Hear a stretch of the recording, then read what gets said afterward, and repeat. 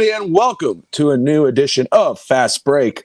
I'm your host for right now, Bobby Finstock. That, he ain't traveling, it's Justin Garfield. And of course, Mr. Clutch on the bottom there. Job's not finished. You're damn right it's not. Alex will join us shortly. He is doing some daddy duties. He is presenting some awards for the school he coaches at. So we'll get that ball rolling. But we got a good show today. Rob Parks was supposed to join us, but he had work, which is understandable. So he will join us next week. He covers the Miami Heat for Parks Sports and Recreation.com and amongst other things. So we're very excited about having him on eventually. Anyway, let's get into it. Miami Heat play tomorrow night at 8:30, or Clutch would say more than likely 8:45, 9 o'clock.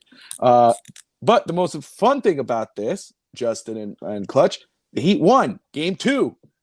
They beat the Denver Nuggets 111-108 in what was an exciting game. I mean, you watch that game compared to Game 1, and let me be honest, I'm going to ask you guys before we get all into that. After Game 1, Justin, I'll start with you, then Clutch, you could follow up. How nervous were you after we lost Game 1? Were you like, oh man, this is it, we're done? Or how did you leave that game, Game 1, before we went into Game 2? Clutch, go ahead.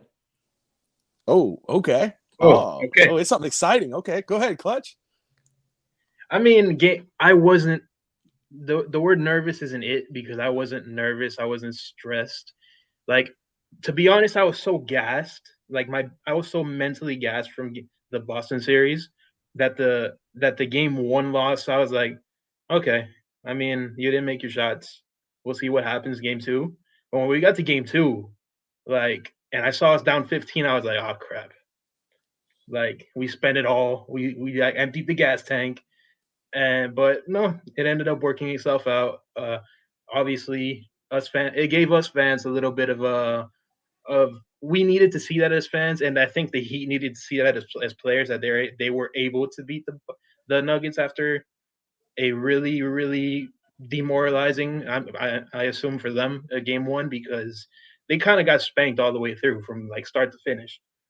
So the fact that they were able to like fight back and bounce back, I think they needed to see that. Now that they know the Nuggets are beatable from with their game plan. I think sky's the limit for the team. I think we're back on track, and especially you took care of business. You took one in Denver, who nobody in the NBA has done that this postseason, and now you're going back to Miami, where you're very strong at. So now I'm very optimistic. At the time, I was like, oh God, but now very optimistic. We're back in Miami.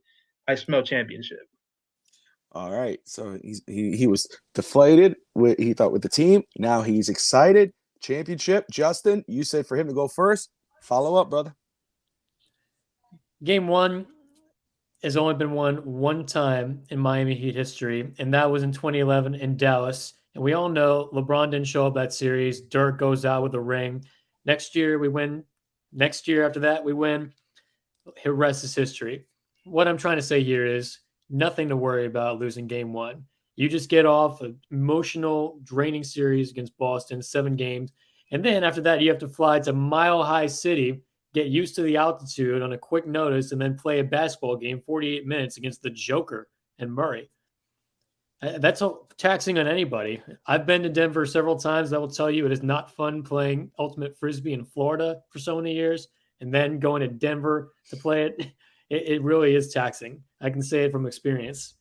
Nothing to worry about. We got Game 2. I know we were down a little bit. Toward the second quarter, I started getting like, we're done. But then I remembered Miami is not a franchise that quits. Jimmy Butler is not a player that's going to let his teammates quit. Udonis Haslem has seen it all. He's not going to let his teammates quit. He may not be stepping on the court, but Udonis Haslem is the guy who personifies, who sets the tone, who brings the Heat culture to this team.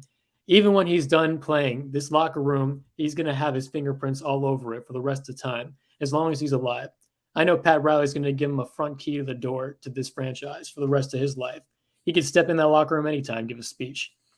What I'm trying to say now here is Game 2, It all happened because I got up and left the bar that I was watching at after the third quarter ended, and Duncan Robinson decided to go on a 10-0 run by himself with a Gabe Vincent 3 thrown in there somewhere and took the lead. So I'll credit that to it always happens when I turn the TV on. So congrats, and you're welcome. There you go. That's pretty funny. I want to talk about that, talk about the difference of game one, or how I left game one, and talk about what happened in game two that was the difference. But I'm with you. You said you left the bar and then you kind of started seeing the difference. For me, I was watching the game. I was sitting right here. I was on my high chair, this one here that goes up and down. And I'm just chilling out with my son, and we're watching the game and we're going crazy. And it's like every time the Heat got close, the Nuggets came back and it was like could push it away. Finally, I was like, you know what? I'm like, my son goes like, Dad, let's wrestle. He's really into that right now. So I was like, all right. So I started throwing him around. I started tossing him, throwing him, having fun. And all of a sudden, the Heat got a big three from Duncan Robinson, everything. That's what I credit. I was like, I kind of eased up. You think of these superstitions. That was it there. And then the Heat went on to win. But realistically, let me just talk about game one in regards of how I felt after the game. Yes, it sucked losing in game one. However, I wasn't as deflated or concerned after, because the Heat missed a lot of open shots. Strus was 0 for whatever, 0 for 9, whatever he was. There was a lot of missed opportunities. Caleb Martin was not feeling well. I felt like if Miami would have hit those shots, we would have been in it or obviously win it. So when we went into game two, I was like, that has to be the difference. We have to win. We have to win those shots. We got to take those opportunities. You can't stop Joker. You can only you have to worry about everybody else. Joker's going to get his shots. Game two comes along. Strus is hitting his shots. Robinson's hitting his shots. Everybody was doing just enough, and it ended up paying off. So, Clutch, started with you. What was the difference from game 1 to 2? And game 2, what did Miami do, in your opinion, to take that W from Denver, in Denver? I think you kind of said it. They made their shots. That's something that they didn't do in game 1, because you said Max Strus was 0 for 10. He was terrible. I wanted him in China by the end of game 1. And all of a sudden, he starts the game off like a flamethrower, gets us that early lead that ended up vanishing. But you know how the Heat are. They give up big runs, but they also get huge runs. So I think people are making it kind of simple as make Jokic a scorer, don't let him pass the ball around. I mean, yeah, but Spo kind of like alluded to it when somebody asked him that. It's not just that. You can't disrespect Jokic like that. It's not that simple. You have to. They didn't go in there saying, "Oh, we're gonna make him a scorer." No, but they went in there saying we're gonna limit what he does best. And I mean, look, Bam played an amazing game, and he got 41 dropped on him. But if you really look at what he's done, probably like 25 of those 41 came on to Cody's other minutes, and it was terrible, and I wanted to cry. But I think that he did a fantastic job of just making their shots. Duncan Robinson, I've said this for the last few games. Duncan Robinson in the first 6 minutes of a fourth quarter is the greatest shooter on the planet. And I'm gonna stand by that, because after those 6 minutes pass and he starts missing the open shots and whatever, but those first 6 minutes, this guy is the best shooter in NBA history, and it was amazing to watch. And stuff like that's what gives me hope for the future of this run. Let me just say very quick, and we'll get to Justin, but Brett Lilberg, man, thank you for tuning in. And again, everybody, you're watching Fast Break on the Finstock Sports Network. If you're new to the channel and you're just tuning in, smash that like and subscribe button. We appreciate you watching. Great question too, and I'll ask it. Anybody else feel like Jimmy Butler explosion game is due at some point? Justin, you want to take that? I'm going to say no. And I say that because he's used a lot of his energy to get his team here in the first place. He's going to make the right pass or the right play to put his team in the best position to win versus scoring all the time. Now, that's not to say that he's going to need to score all those to win a game. That's when I feel like it could happen. But for now, I feel like he's going to be the pass first, smarter player instead of score first. Let me just respond to that, because I was thinking about this guy, and we've seen what he did last series against the Celtics. We saw against what he did against the Bucks. But so far he's been struggling because he's been sick. I would say take Jimmy Butler's name out of there, and I probably won't be the explosion game, and put Caleb Martin. once he feels better and he performs like he did against Boston, look out, because Jimmy doesn't have to be, what maybe Brett's bringing, like that push do all end all, because he has guys like Vincent, like Martin, Duncan Robinson, Strus. Those guys are stepping up, and he's obviously not having to hold up that burden. And I'm not taking anything away from Bam, but I would say wait till Caleb Martin starts to feel like Caleb Martin again of the Boston series. Then you're going to see a huge difference with this team. What do you think, Clutch? Yeah, I wanted to add to that Jimmy Butler talk. I mean, I think us as Heat fans in general, not just the person who commented, not just us, but I think we're discrediting him a little bit, because have you seen his assist numbers this series? They are way up than they were in the Boston series and they were in other series. If he's not scoring, it doesn't mean he's not taking over games, because a lot of those threes that we made, a lot of those shots that we made came off of Jimmy Butler assists because of what he brings to the table. Not to mention, take the offense away for a second, he basically shut down Jamal Murray the entire second half. And he kind of came alive because of those fake runs that happen always in the fourth quarter. And he was right there for the last shot. He didn't have enough lift, but he was there enough to bother the shot and make it miss. I think what he's not doing as an offensive dynamite weapon, I think he's making up for it in a lot of other ways, which is passing the ball extremely well and still defending at a very, very, very high level. That's why I think we're discrediting Jimmy. And as for Caleb, real quick, he was sick. He was off the entire game, and he still made the dagger three to get us to win. That's right. That's the stuff that you really look to, and especially imagine being sick and you're sick and you're not used to the altitude. That's like a recipe for trouble for somebody like Caleb. So coming down to Miami, where the role players historically play really well in Miami, I think that Caleb explosion or there's going to be one role player that's really going to shine in Game 3, in my opinion. And let me just say, you're absolutely right. Not to discredit Jimmy. He doesn't just offer the points. He does a lot more, and the leadership. Justin brought up a great point in the first part of the show in regards of UD and what UD brings to the table, just up being on the bench. But Jimmy Butler, when Strus went 0 for 9, 0 for 10, what did Jimmy say? He says, "I don't care how many times you miss. When you're open, I'm going to pass you the ball. Just do, and that just speaks to him as a leader. It just, and for Strus to respond as he did, and Caleb Martin, like you brought up, Clutch, to come up with that clutch, no pun intended, shot at the end there to put us where we had needed to be. It was huge. And it's just about this Miami team that a lot of people aren't really seeing, and I get it. You got a lot of these quote-unquote experts that are saying, Denver, they said it about Milwaukee. They said it about the Knicks for some reason. They said it about Boston. They're saying about Denver, and Denver is a damn good team, and it's hard to hate them because all they do is praise, except for what Porter Jr. said today about Vincent.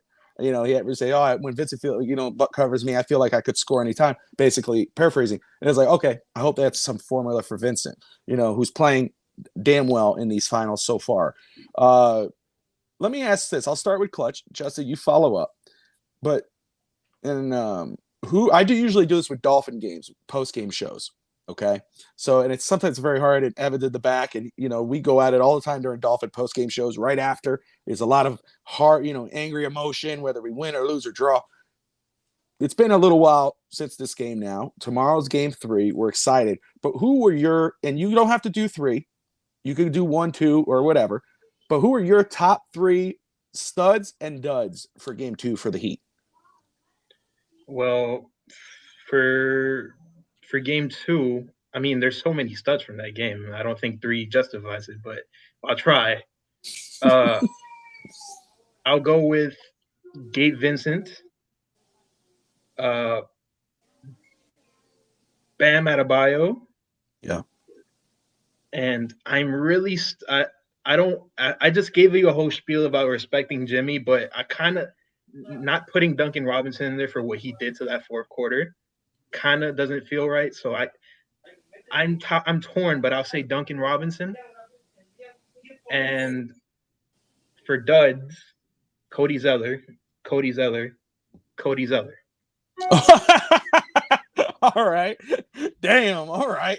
Nobody else played terrible. I don't think anybody else played terrible. It's just those minutes. I mean, Kyle Lowry even played like decent. Kevin Love was great. I mean, yeah.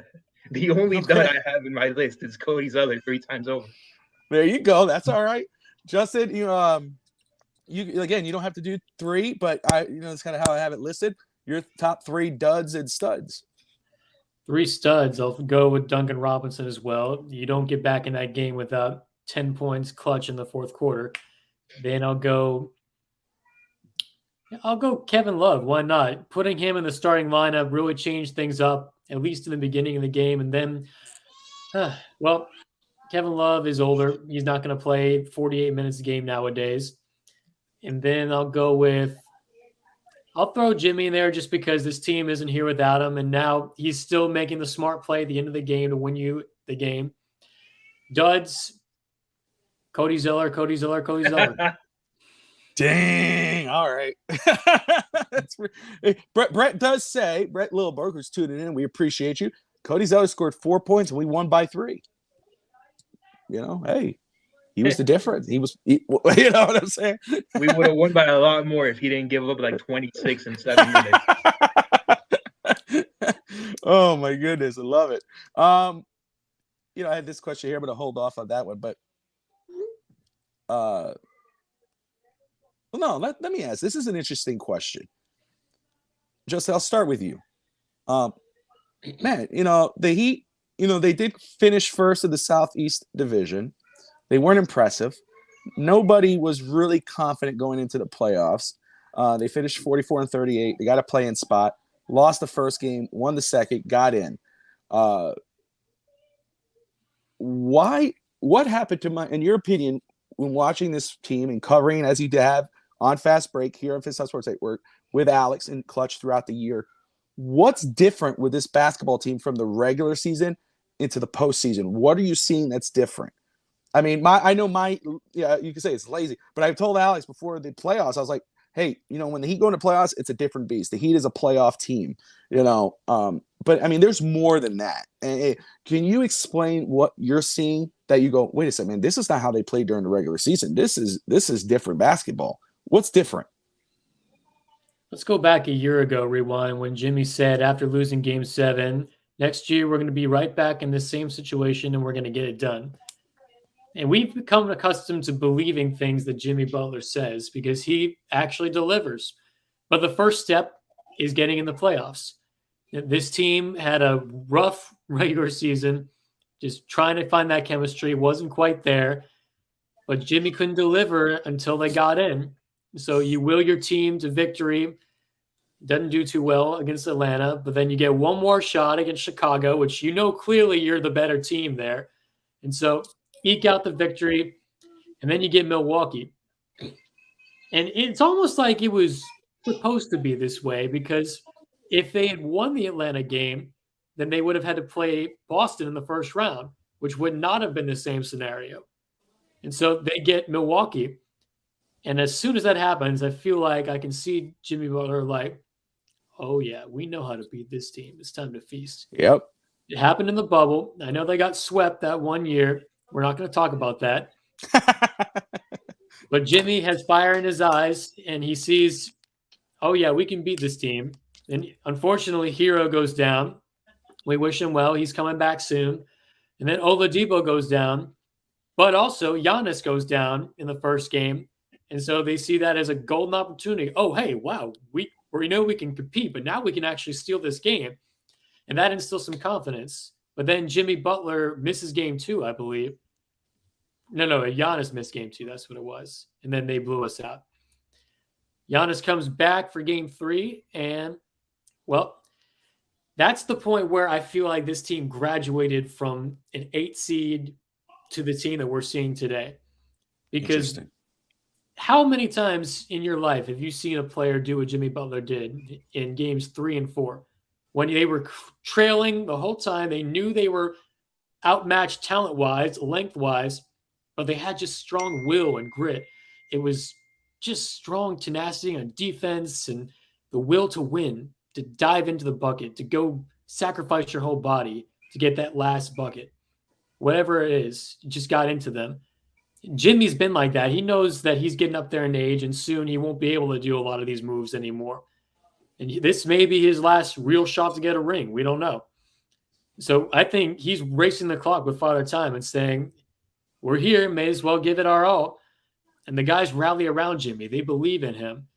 They rally around Spo. They rally around UD. They rally around Pat Riley's Heat culture that's been instilled.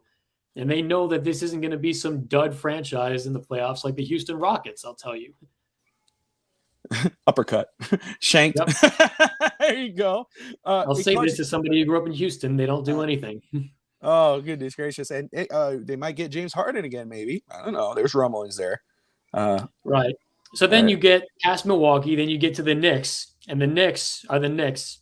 That's an easy win, in my opinion. The Knicks haven't been good for 20 years, and they made great strides, but they're not there yet. They don't have the superstar yet. Brunson can get there, but he's not that guy just yet.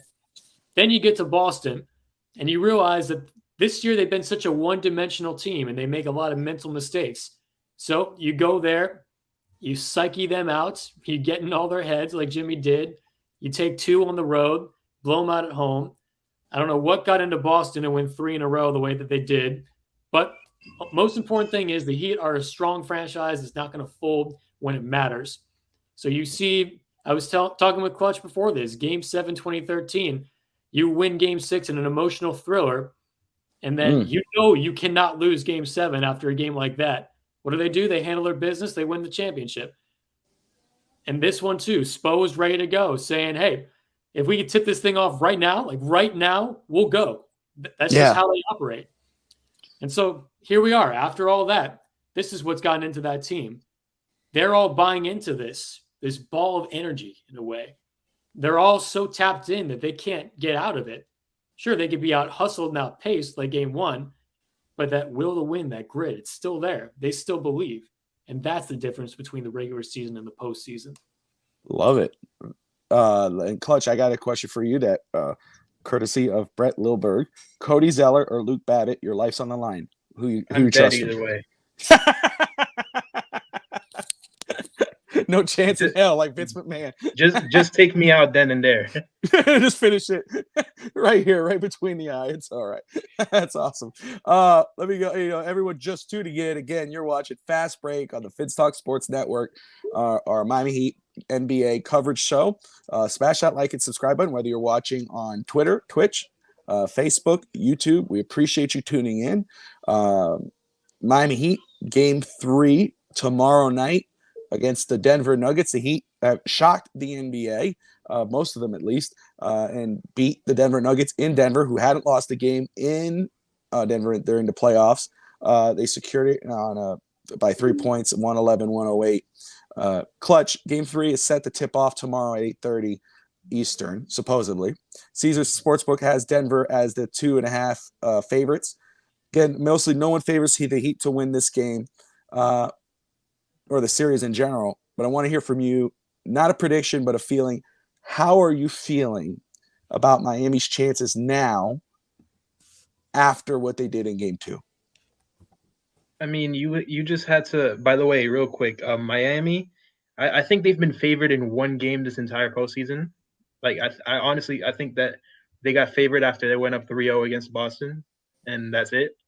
Yeah. So I don't expect any respect, and Vegas is losing a lot of money by betting against Miami. But as for Game 3, I just feel like that place, Miami hasn't seen a finals home game in 10 years, a little bit less since 2014, because we made the finals in the bubble, but obviously nobody was there to see it. Miami hasn't seen a finals game in a long time, since the Big Three, and now they get to see it. I think that place is going to be loud. Jimmy Butler is that type of player that feeds off energy, and the energy he provides, the team soaks up. So I think I honestly do like it's. Some people think it's a cop-out answer because you're saying home court advantage isn't real anymore or something like that, but I think in Miami it is, because it seems to elevate especially what the bottom guys do, the role players. You always see good games from Max Strus in Miami. You see good games from Caleb Martin in Miami all the time. So I have a really good feeling. I'm not gonna say, oh, we're gonna win this and we're gonna win this easily, because the Nuggets are I think they might be the best offense we've played. They're a really, Yeah. really, really, really good team. They pass the ball around. Jokic is honestly probably, if not he's one of the best players on the entire planet. But what gives me hope and what makes me feel good about it is that they're not the best defense we've played. They have a lot of holes in that defense where they leave us wide open. It's true. And wide open shots at home, usually more usually than not, they tend to go down. And that's what gives me hope for Game 3. There you go. Justin, you want to respond? Follow up? Repeat the question again, please. Yeah, just about, obviously Miami's not favored to win tomorrow. They're down by 2.5. But how are, obviously not a prediction. We're going to hold off till the end of the show.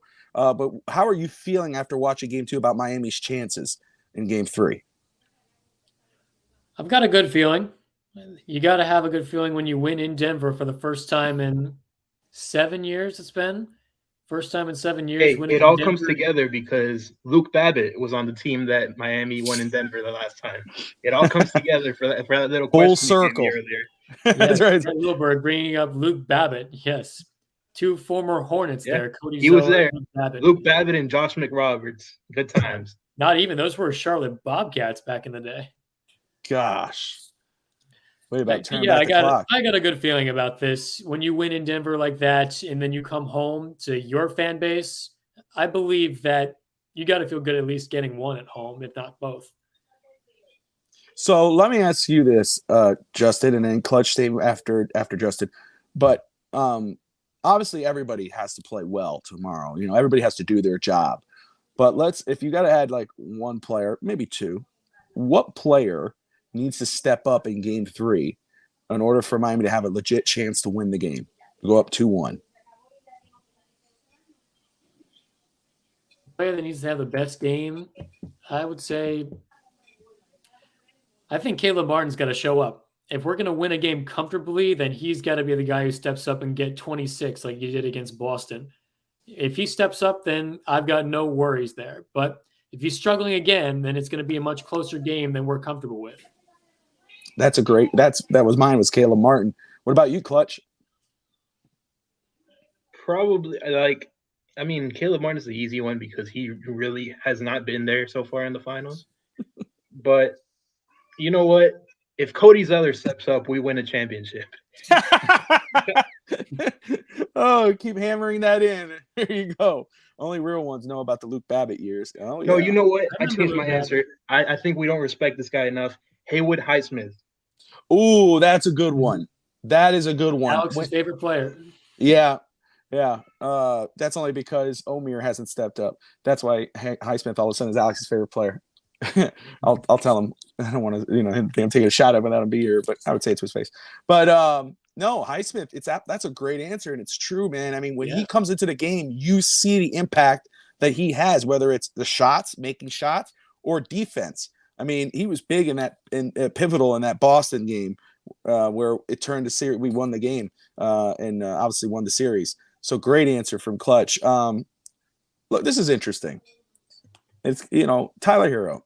There's been conflicting reports. First, that he could pop up in Game 3, even though Miami has just ruled him out. He's out of Game 3. But there's a lot of conflicting reports he may come in Game 4 and sometime during this series. Now there's reports saying, hey, they're not so sure. His hand still hurts. Blah blah blah. Clutch, let me ask you this. Should we want him back? If he can come back, should we want him back? Should the Heat put him in the rotation, or is it better where it's just like, we're doing fine as is. Let's just keep it that way, let him heal up, and let's just go ahead and run with this team. We should definitely want him back. We need a ball handler for the non-Jimmy minutes. I think Lowry's okay, but he's obviously he's regressed from what he was when he started his time in Miami. We should definitely want Tyler Hero back. I know they said there's some swelling going on in his workouts, and they're worried about that. But if he's good to go, and that's a big caveat here, if he's good to go, hell yeah, he should play. I don't know if he should start. That's another conversation to be had. But we need somebody to handle the ball when Jimmy's not on the floor. You can't have Bam on the top of the key all the time because then there's no rim pressure, there's no attack pressure. So yeah, I mean, how could somebody honestly not want a 20-point per game scorer back into their lineup? I think it's no brainer at the end of that day. Justin, same question, sir. And I'm going to turn off my camera just a second because I'm going to send Mr. Alex the link because he's going out to eat, but he wants to call in. So let me take care of that. Oh, great. Go ahead. Me last week and now him this week. That's right. Oh, yeah. With Tyler Hero, I will say he's a really, really nice player, nice complimentary player that we're learning at this point. As more of a luxury, we've got a guy who can score 20-plus points per game, and we can bring him off the bench now that we know that maybe this team doesn't need him in the real rotation. So I'd see it as a luxury. Don't put him back in the starting lineup right away, I would say. Put him back maybe third off the bench. Just bring him in slowly, see if he can get his rhythm going, especially if the game is maybe 10 points in Miami's favor. But if you're down, like, say, 2 or something like that, I don't know if I would bring him in just yet. Bring him in, make sure he's got that rhythm going. But, God, if we get pummeled by 30 points somehow in the next couple games, I'm going to start singing that song, I need a hero. Going up for a hero till the morning light. Oh, there we go. We got some karaoke going on. We may have to play that. Hopefully we don't have to do that. But if we do, we should open the show with that if we have to get into that.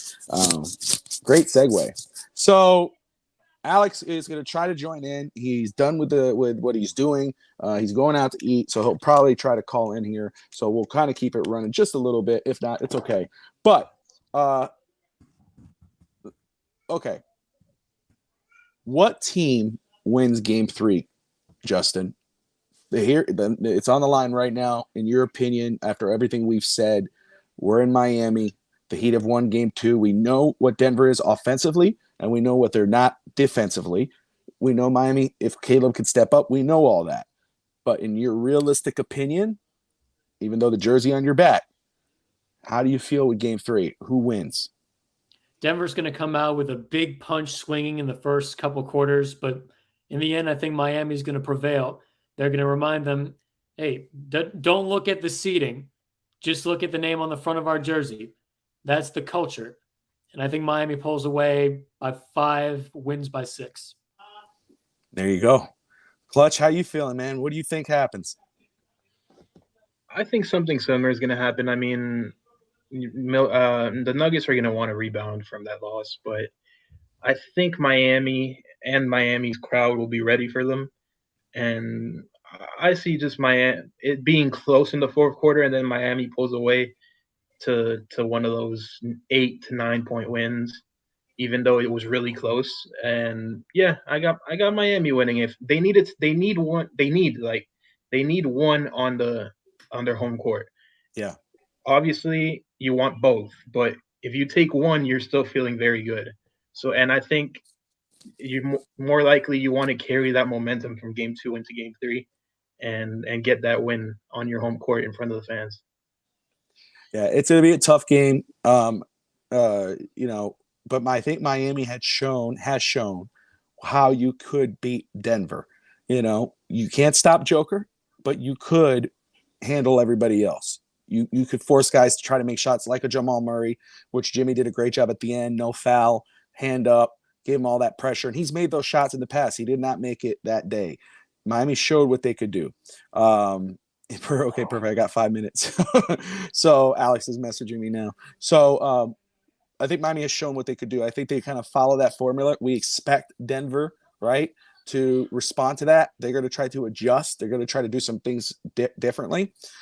So what could be different from Miami is even if Miami plays the same way, Denver knows how to respond to that in Game 3. I expect someone like a Caleb Martin to step up and hit those shots earlier on, become a bigger part of that team, and then we can go ahead and possibly take Game 3. Alex is in the house. Finally. Yes, sir. What's up, brother? How you doing, guys? What's up, Bob? What's up, Justin? What's up, Clutch? Thank you guys for. Sorry for missing, man. I had the award ceremony today, so I just got out right now.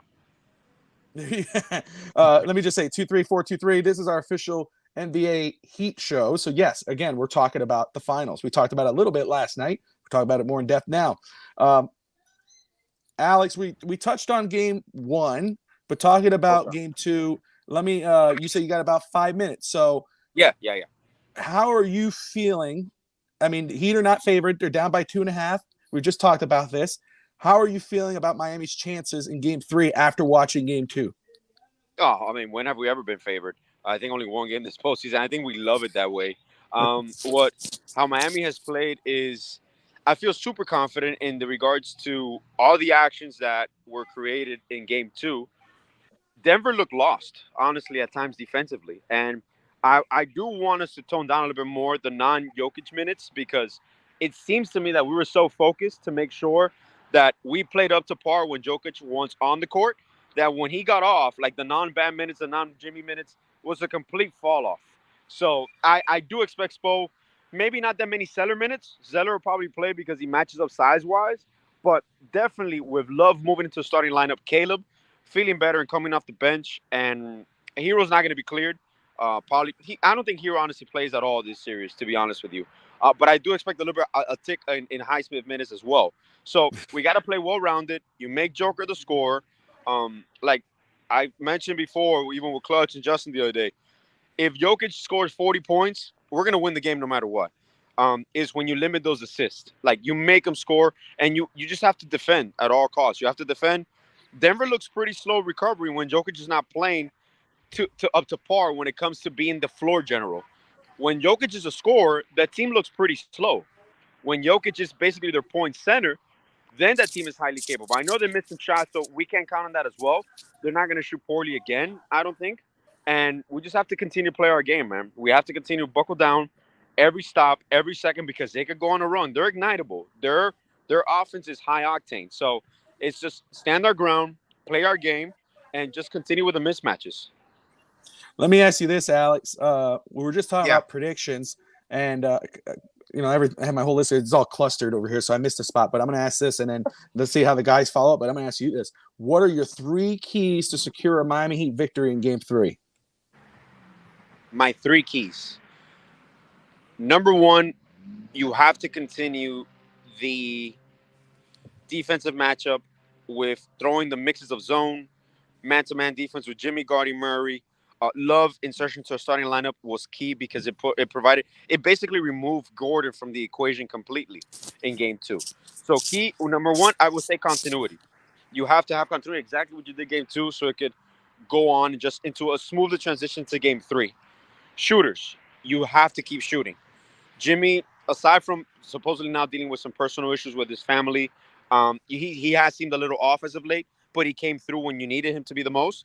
So our shooters have to continue to be our role players. I don't want to say shooters. Our role players have to continue to play up to par. Vincent, Duncan, Strus, they have to continue to perform at the level that they're performing.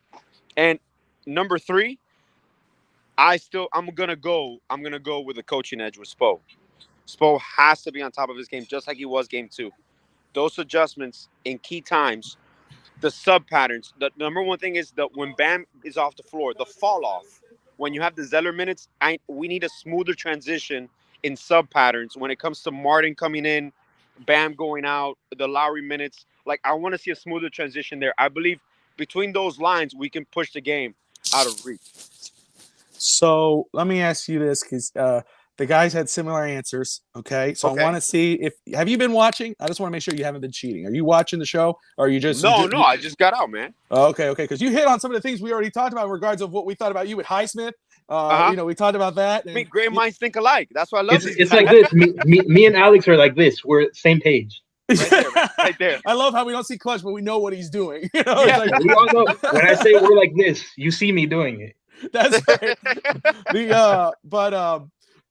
I will tell you, I did say on air, and I said I'll tell you anyway, because they were like, "Oh, Alex's favorite player, Highsmith." I said, "Well, his favorite player is Highsmith just because Omer didn't step up. He has to get someone." He was right about Highsmith. So anyway, hey, you wouldn't play Omer over Cody? I would play Omer over Cody. So all right, so stop. Hold on, before you go into Cody, who are your 3? Who are your top 3? And you don't have to go 3, but your top 3 studs and duds of game 2 for the Heat. For the You just- Heat, Yeah, studs and Okay. duds. studs. Yeah, studs and number- duds. Number 1, I'm gonna put Bam. Okay. Because Bam did everything you expected him to do and more. Number 2, Gabe Vincent. And number 3, I'm gonna put Duncan Robinson. Duncan Robinson ignited that fourth quarter. What did I tell you, bro? Like this. Like I'm this. saying, hold on. Hey, man. We're gonna test this out right now, Clutch. We need to hear the duds. Let's see where he goes. Okay. Duds, man. Let's see. Will it happen? Let's see what's going. Bro. Okay. I'm ready. All right. Duds, number 1, Cody Zeller. Cody Zeller. No, wait. Is that number? Wait. Go ahead. Damn, number 2. Oh, I thought he was gonna do the whole thing. I was about to say, dude. Number 2. Do I go? I know. I mean, Kyle hit some shots, some tough shots here and there. But I would definitely put him at, I would say 2. I'll put Kyle at 2. All right. But you see, man, I don't, because he did come out big in certain moments. But I'll put it there. Number 3. Wow. This is insane because I don't know who I would put on number 3. So let me let the guys tell you their answer in regards of duds. Okay. Guys, who are your top 3 duds? If you want to answer them at the same time. Okay, ready, Clutch? Cody Zeller. 1, 2, 3. Cody Cody Zeller, Cody Zeller, and Cody Zeller. It was like these guys. I mean, you can't go wrong. You can't go wrong. You can't go wrong. But Brett Lilberg, who's tuning in, did say Cody Zeller scored 4 points. We won by 3, so he was the difference. But He Clutch did. responded with some good comeback. So Alex, the guys, we all gave our responses. We all believe, and we gave our reasons why the Heat win Game 3. Why we feel they could win Game 3, and why we think they will. What is your official prediction with Game 3? How does it? Who wins? Why? I think obviously the Nuggets are going to come out and try to set the tempo right off the bat, but I do think we're going to win. I'm not going to say it's going to be a close game.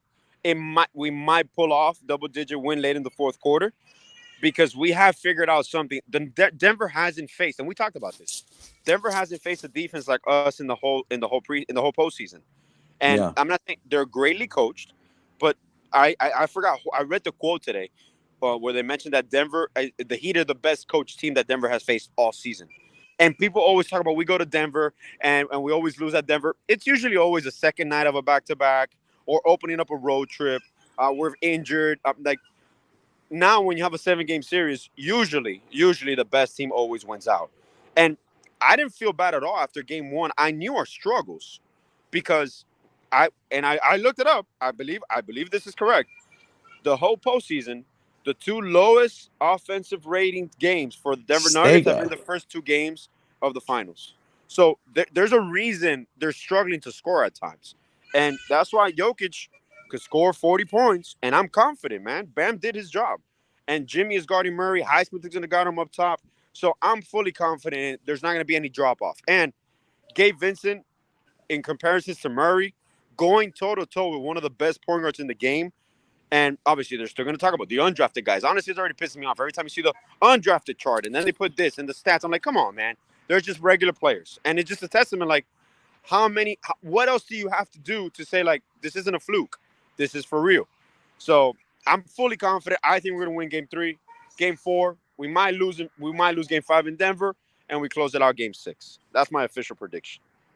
Well, you kind of skipped ahead. I mean, Sorry. But okay, Sorry. guys, remember his prediction. So when he changes it in the next couple shows, you'll know. Man. You'll know. You can't leave this man in the chair alone, bro. He does crazy things. Talking about my prediction, man. I'm gonna come back. I'm not even having the password of the show. It's gonna be all changed. We'll boot your ass out of here. Yeah. Stager in the Clutch, house. Justin, Host who's of it? Huddle Up and Wait. Yeah. Clutch, send me the link. Clutch, send me the link. Yeah. I want to ask that because Stager just brought this up, and if that's gonna be the final question, we'll wrap it up. But I wanted to ask this because Stager is saying Spoelstra is that dude. Oh yeah. Clutch, I'll start with you, Justin, Alex, and we'll finish it. But Clutch, who is the best coach in the NBA right now, in your opinion? You don't have to be a homer. You can go anybody you want. I just want to know, in your opinion, when you look at all the coaches that are there, who is the best coach in the NBA? If you had to rank it, I would put Spoelstra at number 1, and then the gap between number 1 and 2 is the size of the freaking Pacific Ocean. Really? Interesting. Okay, so Spoelstra number 1. Justin? Spo was top 2, and he ain't 2, but I'd say it's just by a hair because Greg Popovich at number 2, you can't pass up. Yeah, I'm with you on that. But are we talking about what Popovich is or what he was? Well, he purposely gutted his team to get Victor Wembanyama this year. I'm not Spo going would to never. against him. Spo would never. Pat Riley would never, for sure. Spo also coaches in desirable Miami. Pop Yeah. coaches in San Antonio. Free agents True. don't necessarily go to San Antonio. Yeah, I think it's all fair. I'm with you. You know, I can't. You could say it's because of what he's done, but for me, it's Pop 1 and Spo's right there next to him. I mean, if not 2, he's 1B. You know, if not 1B, he's 2. Alex, your opinion? Well, I'll say to me, Spo's number 1 and Pop is number 2, because of not only the growth. I'm not only talking about the coach or tactician, but the overall growth of Eric Spoelstra. Eric Spoelstra is just like they gave an example yesterday. He started as a video coordinator. He literally worked his way up. He was groomed at an early age, and you knew his destiny was to become the Miami Heat head coach. And in-game coaching, in-game adjustments, personnel management, and recognition of the game, of his own mistakes, and motivational. I think Spoelstra right now in the NBA is top notch. Pop is always going to be Pop, and obviously, once again, they're going to make these comments of, he also wouldn't want to, man. Bro. Here he comes. When Tua wins Wrong MVP show. this year, Bob, you're gonna put me on the show when Tua wins MVP this year. I'm gonna be the number 1 there. Hey, no hate over here. I just want to say the reason why I brought it up, and what about Steve Kerr, number 3? I think that's fair. Well, I think, yeah, Steve, absolutely. Steve I Kerr, put Steve Kerr. Yeah, Steve Kerr, Hey. great coach, amazing, but he came into a situation that was kind of flourishing. He just unlocked it a little bit, but he's a great motivator as well. He's a great players coach. But I still think if people had a choice between Spo and Kerr, to me, if you ask the whole NBA, who would you rather play for? I think majority will say Spo. And I'll throw this in too. Who do you count on to draw up a game-winning play with a few seconds to go? Steve Kerr or Eric Spoelstra? Eric Spoelstra. Every single time. Steve Kerr just got on his clipboard and says, "Give the ball to Curry." It goes unnoticed, but one of the best play drawers that we got is Chris Quinn. That's why he's getting consideration to be a head coach. Also, a lot of the plays, out of bounds plays, are actual Chris Quinn plays. So, like, he has a staff in place where it's growth, development, and innovation, which is what we love. That's where basketball's going. Hey, if I could add something about Spo real quick. Yes, sir. I mean, Justin already has a Heat jersey on. Spo can put him on the lineup right now, and Justin would average about 10 points per game. You know what though? Basketball, so yeah, Spo can do a number on me. But who could say that's wrong though? Look what the Heat have done. Look what they've done with guys that people would say, oh, that's why we're not favored in any series, because you look at the roster and a lot of guys who don't know, I don't want to say don't know basketball, but don't really know the teams as well as other people. You know, they go, who are these guys? And all of a sudden they're being game changers and difference makers. It's because of what Spo has done and Chris Quinn and in that Miami Heat team. That makes the difference. Yeah, that's the difference. And I agree with Clutch. Putting your players in place where to succeed. And we see talent where other people don't see talent. And a lot of people overlook a lot of things. It looks like Birdman. Is it because I'm white? It's because I'm white. It's because I'm white. The reason why I asked that. Never Birdman. Oh, that's right. Steve Kerr. I could see that. Yeah, that's actually. Oh, damn. Cosplay Halloween costume. My God. I see it now. Halloween. Steve Kerr. Holy crap. Would you guys forgive me if I got a Bull Steve Kerr jersey just for Halloween? Oh, my God. No, do it, bro. You should wear it. Yeah, for sure. Let me. The reason why I asked that, because I almost fell out of my chair. I Jay Williams was on First Take, and he was talking about Spo and talking about the Heat. And obviously, he was picking the Nuggets, but he was talking about how Spo is the best coach in the NBA because of what he's doing. And of course, Stephen A. Smith was like not agreeing with him. Stephen A. Smith, and then he goes, "Is Spo not the best coach in the NBA?" He goes, "No, I think that I'm paraphrasing here, that Ty Lue is the best coach in the NBA." And I almost fell out of my chair. And I don't want to be disrespectful to Ty Lue, but how the hell do you come up with that? No. Do you notice none of us brought up Ty Lue in regards of what we thought? Steve Kerr, Greg Popovich, I put Coach Mike Spo, Malone over Mike Ty Lue. Malone. I mean, like, what are we talking about here? And I'm not, Ty Lue's a good basketball coach, but he's not on that. How the hell do you call him the best basketball coach in the NBA right now? There's no chance in hell. Is that fair or unfair? I would say that's fair. He's top 5 because it not only player relationship, but he is a decent coach. But I don't think he's the best coach in the NBA by any means. He's definitely not top 3. Exactly. I agree. I was a little surprised. I was like, I don't know about any of that. Made Ty Lue's name relevant. Speaking of Ty Lue, you know what happened on this day in 2001, right? Oh, Allen Iverson walked over him. Yeah. Yes, sir. The famous walkover Ty Lue after Iverson hits the shot in the corner. Yeah. 22 years ago today.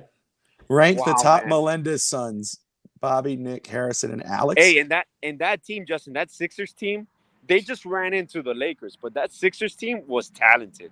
They were balanced. Hold on, I have to answer that, or Evan. Evan, you can put your mic on. You don't have to turn your camera on. Just to ask you, are you saying Alex? Alex is a Melendez? Do you think Alex is a Melendez brother? I'm asking Alex to rank the 3. For Alex to rank the Melendez brothers. Oh, well, that's easy. I know where he's going. Go ahead. Oh, Alex. man. Go ahead, Alex. Oh man, that's just an age thing. As I met him, I'm to be politically correct. I'm gonna go by the time I met them. I met Bobby first, so he's number 1. I met Nick second, so he's fucking asshole. and Harrison is number 3. Now, but Bobby's like my brother. We've been together since we're 5 years old.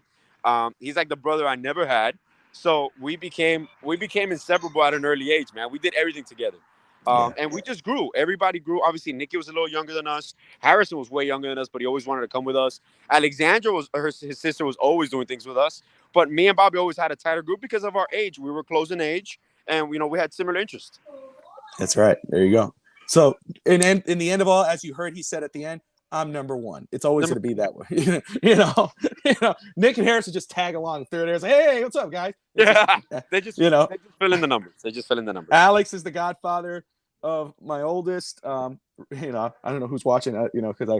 Really the godfather of all of them. Be careful. Be careful. I know. Tread lightly, Bobby. Tread lightly. Yes, man. Yeah. But yeah, there you go. So Evan's always stirring the pot. He was doing the same thing with Harrison yesterday with Nick on the show. It's funny. Oh, you gotta love Evan, man. But anyway, any final thoughts, guys? Clutch, you have any final thoughts before Game 3 tomorrow, man? Yes, and it has nothing to do with Game 3. Okay. I need to address this fraud, Mario Chalmers. Picking the Nuggets in 6 or 7. He's an absolute fraud. Gabe Vincent is better than him. I saw that on Twitter when Clutch reacted. That's actually when the first time I saw it, I started laughing. And he goes, fraud. Gabe Vincent's better. I started laughing. What a fraud. Brett, you bring up a good point here. Pop's coaching is god level, but he's like the Belichick of the NBA. Expired. Players don't want to play under that. I'll agree with that. That's a really good take. That's true. That's interesting. I like that take. I wonder how many chanclas Alex Bobby had thrown at them. You know, was one thing that I saw. I know Kerr's going to coach the Olympic team. Spo's an assistant in the Olympic team. Pop's Olympic team struggled a little bit. I know competition internationally has picked up, but I think is indicative of what he just said, the modern NBA. He's kind of outdated a little bit. He's still a cultural icon because he's Pop over there in San Antonio. But I wouldn't be surprised if in a year or two he resigns or retires and there's a younger coach leading San Antonio. Especially from within. Yeah. Hey, does Spo get the extension? Does he get $20 million per year? I don't know if he gets $20 million per year. Definitely 15, 16. I'm paying him 30. I would definitely extend him. There's no way you lose Spoelstra. He has to be the coach until he has to be the Pop of our team. He has to be here Yeah. forever. He'll There's take no over way. when Riley eventually retires. That's what I said. Yeah, that's what I said. Great point. He's not So gonna go anyway, anywhere. a bold prediction: Twinkie drops 20 tomorrow. Is that Zeller? Zeller's dropping 20. Is that what we're saying, Evan? 20, man. Hey, 20 turnovers. 20. Yeah. I hope not. Hey, let me just go ahead and thank everybody for tuning in. Whether Lowry. Oh, okay. Twinkie, okay, I got you. Now that makes sense. Let me thank everybody for tuning in, whether you're watching on Twitch, Facebook, YouTube, Twitter. We appreciate you. Smash that like and subscribe button. We'll be right back here next Tuesday night at 8:30 Eastern after Real Talk Fins Talk. That's Alex Atiachiska. This, let me just do it this way. That's Jessica Garfield. Looks to be home today. Usually traveling the world. And then this over here in this corner down here is Clutch. And that's the picture we always get, just a picture. But it's cool. The voice 3 is wins epic. away from a face reveal. Yes, Oh, Yes, sir. yeah. Yes. I Listen, love when, it. when I said this, I thought we were gonna lose to the Bulls in the play-in. Wow, you fraud. Fraud. Fraud. Won't be a Chalmers. Yeah, No. don't be Chalmers. I'm not gonna beat Chalmers. I follow through if it happens. Okay. All right. Oh, I can't wait for that. Evans bandwagon is coming back Thursday. Awesome. So Dolphin fans, the Fins bandwagon is coming back. Evan Posner and Michael Vogel Best will be offensive on. football. Best There you defensive go. football. Number one. Twitter Yee! handles. Brett, Lilberg asks for Twitter handles. You can find me at Bobby Fins Talk on Twitter. Justin, you want to go ahead and drop yours, and then Clutch, and then Alex. Yeah, it's at the J Garf. Clutch. You follow me at Miami Clutch P. You're either gonna regret it or you're gonna love it. No in between. I love it. Oh, and then Alex. I don't even know my Twitter handle. I think it's _AJ. No, AJ _ Tia. Atia. Right? 87 or just AT. Atia?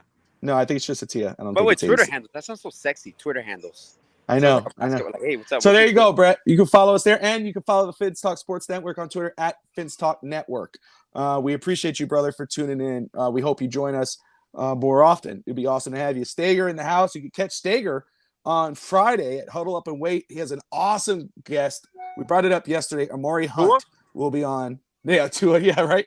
Amari Hunt will be on with him and Brett. That's gonna be a great show. But anyway, guys, again, thank you all for tuning in. Like and subscribe. We'll see you next Tuesday night. Hopefully, Heat on the cusp of the championship. Go Heat! Good night, everyone.